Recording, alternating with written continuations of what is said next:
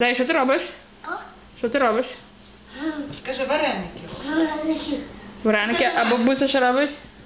Подивись на маму. А бабуся що робить з тобою? Робить вареники чи ти робиш з бабусею?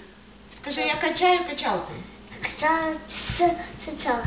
Угу. А бабуся робить тісто. Так? А ти ще що береш? Муку трохи? Розкажи мамі, що тут ти береш? Дуже добре. Вау. Як гарно. А тепер маєш то качати. Бо дивись, та не треба руки обтрушу, того качай. Дуже добре. А що там будеш класти вареники? Бульбу? Так. А хто буде їсти вареники? Мама? Мама, бабуся. Окей. А тату відомо? Так. Добре. Я буду.